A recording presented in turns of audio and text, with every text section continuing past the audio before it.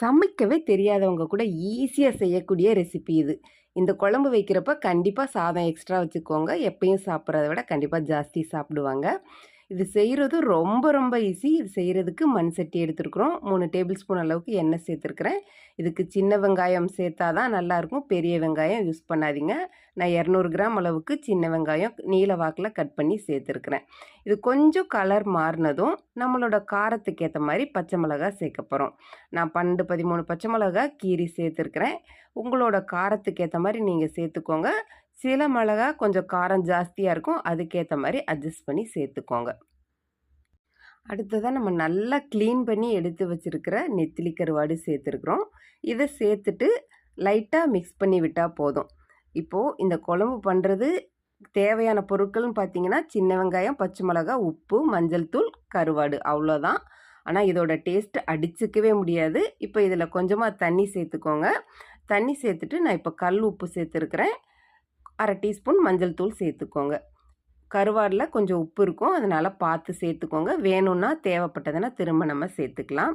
இதை நல்லா மிக்ஸ் பண்ணி விட்டுட்டு நமக்கு எவ்வளோ தண்ணி தேவையோ அதுக்கேற்ற மாதிரி நம்ம சேர்த்துக்கலாம். சிலருக்கு இது கொஞ்சம் தண்ணியாக இருந்தால் பிடிக்கும். இதுக்கு பேரே உப்புச்சாறுன்னு சொல்லுவாங்க சில ஊரில்.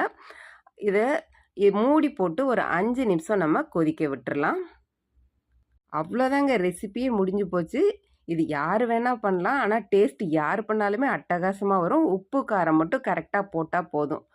சூப்பரான டேஸ்ட்டில் அட்டகாசமாக இருக்கும். இப்போ கொஞ்சமாக உப்பு பத்தல, அதனால் நான் சேர்த்துருக்குறேன். இது ஆல்மோஸ்ட் ரெடி ஆயிடுச்சு. இப்போ பாருங்கள், பச்சை மிளகா கலர்லாம் மாறிடுச்சு. இது நம்ம சூடான சாதம் கூட வச்சு சாப்பிட்றப்ப அட்டகாசமாக இருக்கும். கண்டிப்பாக ட்ரை பண்ணி பார்த்துட்டு உங்களோட கமெண்ட்ஸை மறக்காமல் ஷேர் பண்ணுங்கள்.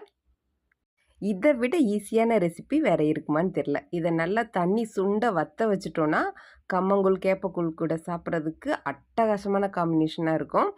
இதை நம்ம மிளகாய் பொடி போட்டு தக்காளி, வெள்ளைப்பூடு எல்லாம் போட்டும் பண்ணலாம். அந்த குழம்பு சூப்பராக இருக்கும். அது நம்ம இன்னொரு ரெசிபியில் பார்க்கலாம். இந்த குழம்புக்கு சைடிஷ் எதுவுமே தேவையில்லை.